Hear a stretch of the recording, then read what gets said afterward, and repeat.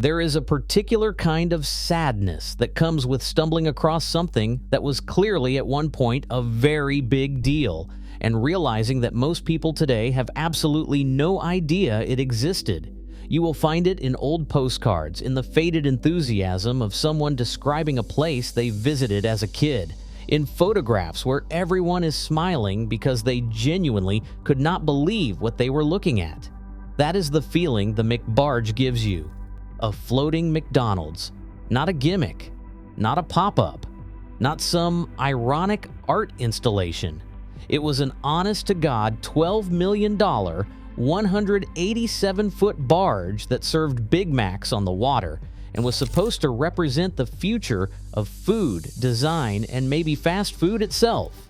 And today it is sitting capsized in a river in British Columbia, mostly forgotten, occasionally photographed by urban explorers who cannot quite believe it is real. To understand why it was built, you have to understand what was happening to McDonald's in the mid-1980s and what was happening to Vancouver. By 1986, McDonald's had a problem. The company had spent 2 decades building itself into the most recognizable restaurant chain on earth, but something was slipping. The young urban crowd, the exact people who had grown up eating Happy Meals, were starting to drift toward bistros and boutiques and the vague idea of quality. Hot dogs and diners felt dated. Quiche and wine bars felt current. McDonald's, a company built entirely on the promise of affordable consistency, suddenly found that affordable was starting to sound like a polite word for cheap. They needed to prove they could be something more without abandoning who they were. They called it affordable elegance, and they decided the best place to debut it was at one of the biggest parties in Canadian history. Expo 1986, the World Exposition on Transportation and Communication, was Vancouver's coming out party. Before it, the city was a pleasant enough place, a bit of a mill town, scenic, but not exactly world famous. After it, Vancouver was on the map in a different way. The fair ran from May to October, drew over 22 million visits, had 54 governments and industries from 6 continents participating, and left behind landmarks, BC Place, Canada Place, and Science World that still define the city's skyline today. It was, by almost any measure, a transformational moment for Vancouver, and McDonald's was not going to miss it. The company contributed 5 restaurants to the expo grounds for a combined cost of $12 million. 4 of them were more or less standard issue McDonald's, dressed up for the occasion. The 5th was something else entirely. They called it the Friendship 500. The rest of us immediately and affectionately called it the McBarge, designed by Robert Allen Limited, a respected naval architecture firm. That is a sentence you do not often write about a fast food restaurant.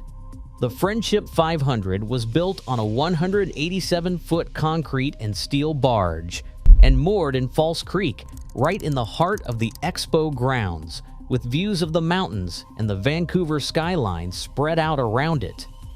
The design was unmistakably futuristic. Curves in 3 dimensions, rounded windows, rounded corners, sweeping aerodynamic lines. The whole thing looked like someone had designed a spaceship and then, at the last minute, decided it should float instead of fly. It had 2 full decks, indoor and outdoor dining, and could seat around 1,400 people at a time. On a busy day, it served roughly 12,000 customers. But what really set it apart was the interior. This was not the McDonald's you grew up with. The floors were hardwood. The walls were decorated with actual framed artwork. The color palette leaned into rich burgundy tones, offset by nautical whites and blues. There were potted plants.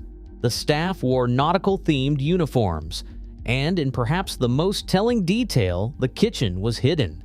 At a regular McDonald's, you can watch your food being assembled through a gap in the counter.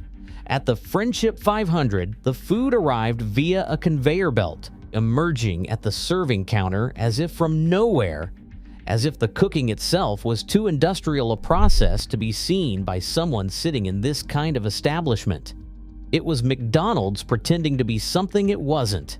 And somehow, completely charmingly, it worked. People loved it. They lined up for it. They ate their quarter pounders next to framed paintings and looked out at False Creek and felt, just for a moment, like they were somewhere a little bit special. McDonald's had 5 years to figure out what to do with it after Expo ended. They did not figure it out. The original idea had actually been reasonably sensible. The whole point of building it on a barge was that it could be moved. The plan was for the Friendship to sail from city to city, a floating ambassador for McDonald's, a traveling piece of spectacle that would generate buzz wherever it docked. But when Expo closed in October 1986 and the crowds went home, the economics looked very different. Moving a 187-foot barge is not cheap. Maintaining it is not cheap. Finding the right dock in the right city with the right foot traffic and the right permits turns out to be genuinely complicated. McDonald's sat on the decision for years, while the barge sat in False Creek. Then, in 1991, the company that had purchased the old Expo grounds, a development firm led by Hong Kong billionaire Li Ka-shing, told McDonald's politely but firmly that it was time to move the boat. The site was being redeveloped, and a derelict floating restaurant did not fit the new vision. McDonald's had no plan, so they did the only thing available to them. They towed the Friendship 500 across the water to Burrard Inlet in North Burnaby, anchored it near an oil refinery, stripped it of most of its interior fittings and its copper, and essentially forgot about it. They would own it for another 8 years before selling it in 1999 to a Gastown developer named Howard Meakin, who had big ideas and a deep affection for the thing. The purchase price was never publicly disclosed, but whatever he paid, it bought him something that would come to define a significant portion of the next 2.5 decades of his life. While it sat in Burrard Inlet through the 1990s and into the 2000s, the McBarge became a ghost. Battered by storms, encrusted with rust, tagged with graffiti by people who paddled out in kayaks to leave their marks. The wooden floors warped. The artwork was long gone. The conveyor belt was stripped. The plants were obviously dead. What remained was the structure itself, the hull, the skeleton, the curved aluminum walls, which it turned out was actually in remarkable condition. For all its surface decay, the Friendship 500 had been built for the long haul. Naval architects do not cut corners, even when they are designing a floating McDonald's. The barge got an unexpected second act in 2003, when Marvel Entertainment and New Line Cinema were scouting locations for a vampire movie. Blade. Trinity, the third film in the Wesley Snipes franchise and the one that launched Ryan Reynolds toward stardom, needed a suitably atmospheric lair for its gang of vampire hunters. They found it in the ruined McBarge. The kitchen where families had eaten French fries and looked out at mountain views became the gloomy post-industrial hideout of the Night Stalkers. It is one of those pieces of trivia that sounds made up but is not, and it gave the McBarge a whole new generation of people who suddenly wanted to know what it was and where it came from. Howard Meakin, for his part, never stopped trying. He submitted a proposal to the City of Mission for a waterfront development that would use the McBarge as its centerpiece, envisioned as a pub, a community hub, and a destination. Environmental concerns and pushback over float plane noise killed the plan.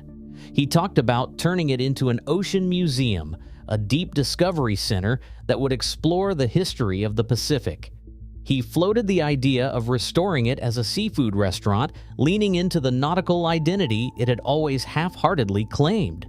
In 2015, he finally moved the barge again, towing it from Burrard Inlet down to Maple Ridge on the Fraser River, where a $4.5 million renovation was supposed to begin. He told reporters it was exciting, that it would take people by surprise, that he had finally found a path forward. There was something genuinely moving about his persistence. Here was a man who had spent 15 years and presumably a substantial amount of money refusing to give up on a rusted floating McDonald's because he believed, sincerely, that it mattered. The renovation did not happen, or at least not in any meaningful way. The barge sat at Maple Ridge behind an industrial sawmill, slowly deteriorating. More graffiti, more rust, more years passing. Meekin gave interviews periodically. In 2017, in 2020, in 2021, each time with a new version of the plan, each time with the same cautious optimism. In the 2021 documentary produced by Bright Sun Films, he walked through the stripped-out interior and said he had never expected it to take 30 years. You could hear it in his voice. Not defeat exactly, but the particular exhaustion of someone who has been the only person keeping a dream alive for longer than they had planned. And then, on the night of March 25th, 2025, the McBarge took on water. By the morning of March 26, 2025, the Friendship 500, the vessel that had once served 12,000 people a day, that had been the showpiece of a World's Fair, that had appeared in a Hollywood blockbuster, that had been the subject of countless news articles and a small but dedicated fan community, was lying on its side in the Fraser River, mostly submerged, a crumpled hull of aluminum and steel in the gray water. The Coast Guard was notified. Bylaw officers came to assess the situation. Transport Canada was contacted. As of the time of writing, no one has said definitively what happens next. There's something almost too tidy about the ending, if it is the ending. It was a thing that was supposed to keep moving, built on a barge specifically so it could sail from place to place and never be stuck anywhere, yet it spent nearly 4 decades anchored in the same inlets and rivers, slowly sinking. The mobility that was its whole point turned out to be the thing it never got to use. Every plan involved moving it somewhere, starting over, finding the right place. The right place never came. What lingers about the McBarge is not really the McDonald's of it all. It's the ambition. Someone, actually many people, genuinely believed that a floating restaurant with wooden floors, hidden kitchens, and framed artwork on the walls could change how people thought about fast food. They spent $12 million building that belief and moored it in False Creek in front of 22 million people and made it work, at least for one summer. Millions of people ate there. Thousands of them still remember it. Howard Meekin spent a quarter-century trying to give it a second life because he thought it deserved one. Maybe it did. Maybe it does. The hull is tough. They built it that way, and weirder comebacks have happened. But right now, in the spring of 2025, the McBarge is lying in a river, and nobody seems entirely sure what to do about it. Some things are built for a moment. The Friendship 500 had a very good moment. It just could not find the next one.